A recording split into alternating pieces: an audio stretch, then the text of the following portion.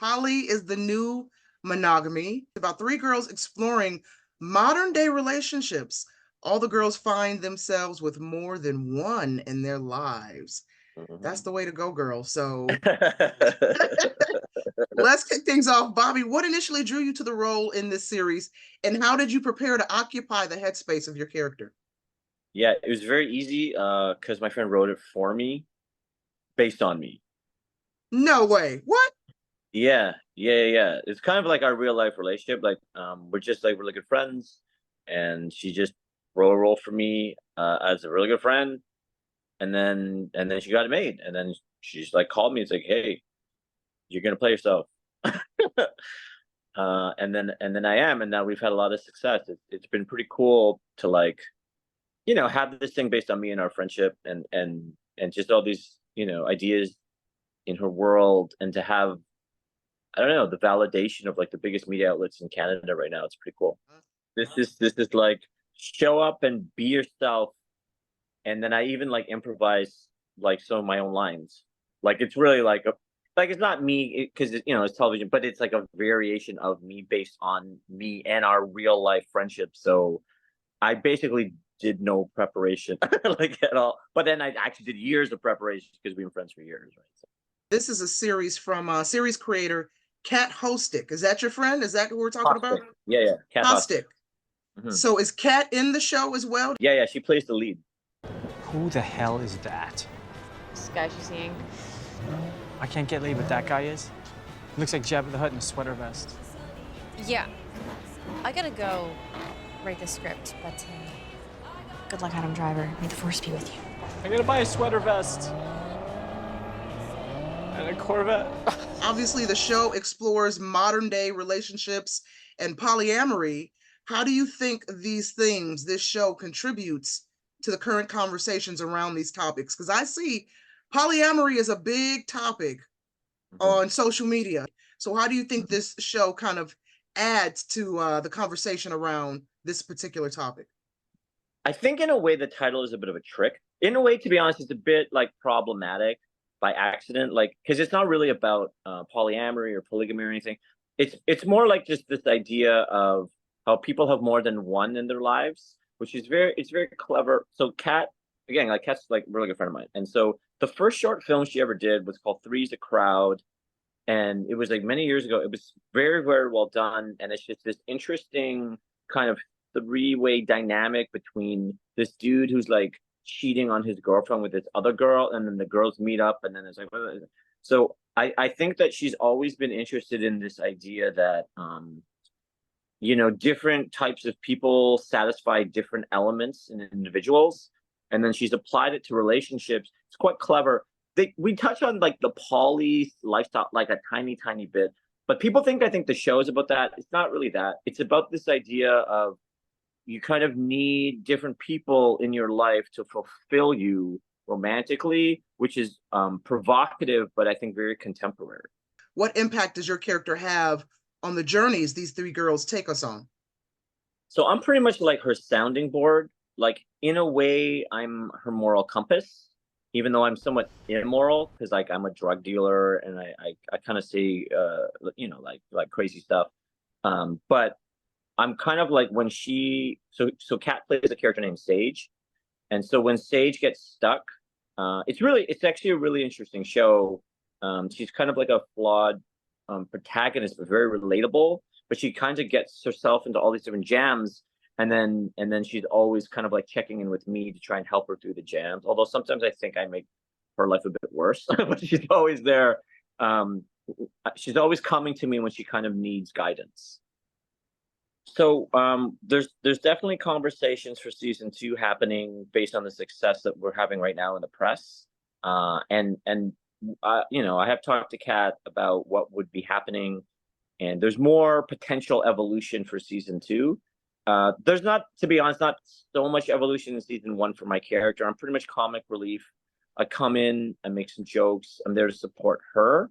But you definitely like it's almost like a bit of a preview for hopefully what will be a season two because you can see the closeness of our friendship impacting the decisions that she makes. But right now, I would say it's more like a comic relief kind of role. It's mostly about the women and the relationships that these sort of three female, which essentially they become roommates, and the relationship problems that they're having. Excuse me. How would you describe the dynamic between the three main female characters, and how does their dynamic and relationship shape the overall story? Obviously, I'm not a woman, but I will say that I think that it does a really good job of balancing different aspects of femininity specifically, because I know there's a lot of women who are like, that's me, that's me, that's me. Like, they're very, very different. And I think, but they're very like complementary. And so, like Kat plays, sort of a flawed protagonist trying to figure it out. And then there's a character, Ava, played by Mariana Fung, very well, who is very kind of like career, like ambitious woman, like really trying to just make it.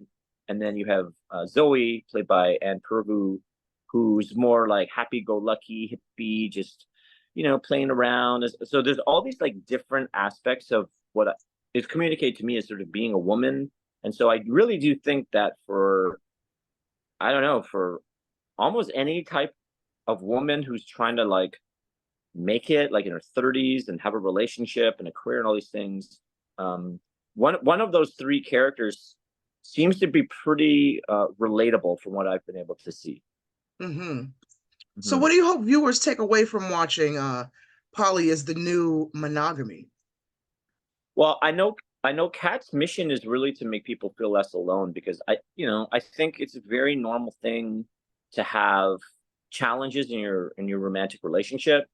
And I think that not everyone is so willing to be vulnerable. We're like in this like social media culture where so many people pretend that they have everything figured out. But like, for example, I'll be very honest, like there's a storyline with Ava, played by Mariana Fung, and her boyfriend Tyler, played by Mark Matichuk, where they're a couple, they're both very attractive people, and they're not having sex. And it's destroying the relationship, and they don't know what to do about it. And then she ends up going to a sex therapist. And men are on their best behavior before marriage. Look, don't worry, okay? You are gonna get your libido back. This whole non-sex thing, this is just a phase, okay? Everyone goes through it. Like, I actually relate to that because I've had relationships where you couldn't figure it. It's like everything in your relationship works, but it's like you get into the bedroom and things just fall apart, and you don't want to feel shallow, but at the same time, if you're emotionally disconnected from your partner, it affects the entire relationship. So I really do think that storyline in particular is handled with this sort of complexity and sensitivity that it requires. And I think Kat is pretty good at like being very, very honest, almost brutally honest about what people are experiencing in the relationships. And I think for people, that helps them heal and feel less alone. I know what she wants. So people be like, hey, like, you're not the only one going through this. What for you has been the most surprising or rewarding aspect of working on a show that tackles relatable subjects like this? Yeah, look, I will say it's funny because the show, it kind of like, I think pitches itself as a bit of a like next generation Sex and the City, or Girls on HBO. And I love those shows, especially Girls on HBO. I was like a super fan. What surprised me the most as a straight man is like how much I liked it.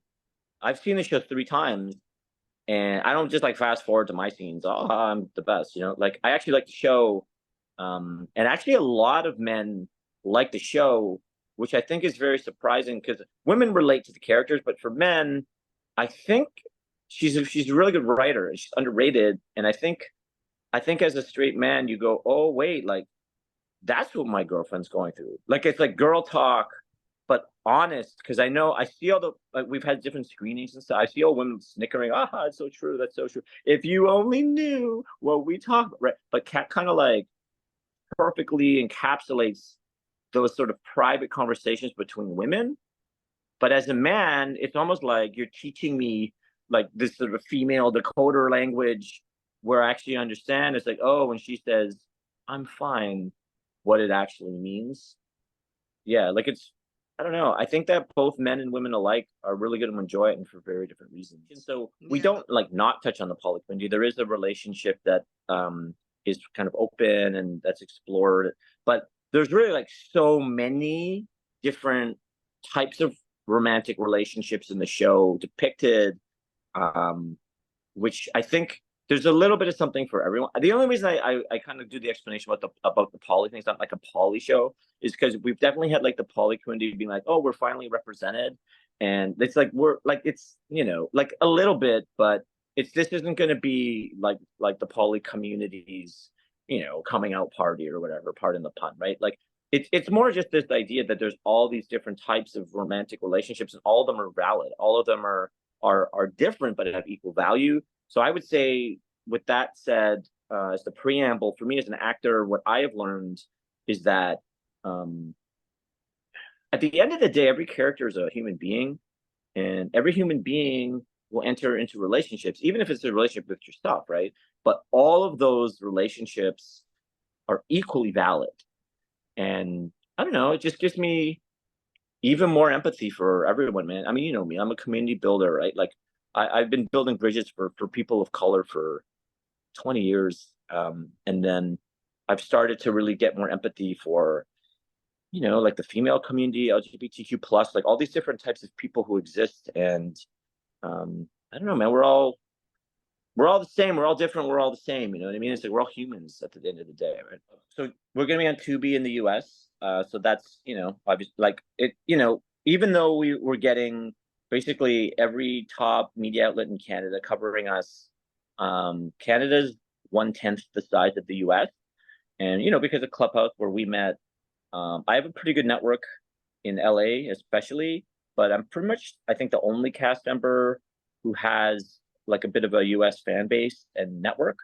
So we're really just trying to get people to watch the show and like it, because what we're really trying to get across is that the show is about relationships and the sort of challenges that come up. And because of our I mean, in a way it's good, right? Like our marketing materials have been focused on all the different types of people. There's a lot of attractive people. The title's very provocative. So we've gotten a lot of like attention, like for brand awareness, like people have heard of it, or the title's like, oh, but I don't think that many people know what the show is really about.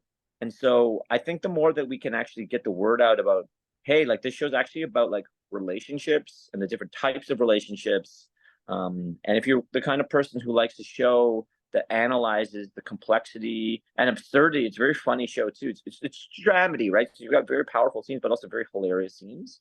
I think anyone who's really interested in exploring the depth of romantic relationships, I think you're going to be really satisfied by this show. What makes this show unique compared to similarly themed shows that we've seen over the years, like you mentioned earlier, Girls? You know, I think it's Kat's voice, to be honest. Like I was a Girls super fan, and then I watched Sex and the City. I hadn't seen it before. I watched it kind of to like familiarize myself with the genre and the tropes of the genre, because I knew I was doing the show. But I really think what separates us from all these other shows, there's quite a few of them, is Kat's point of view. It's funny because in a way it's derivative. It's kind of been done before over and over again, but this show does not feel like it's been done before. It's very like, I don't know, it feels fresh and original. And sometimes even if you think you know what's coming, like you don't, because and I again, like how's like one of my best friends, right? Like she is a different kind of thinker. And I think that the way she portrays character and situation is incredibly unique. And I think she can have a major career as a writer. She's already had a pretty good career, like in all aspects, but I don't think the industry realizes like what a unique talent she is as a writer. And I'm pretty excited to see how we connect to the US audience.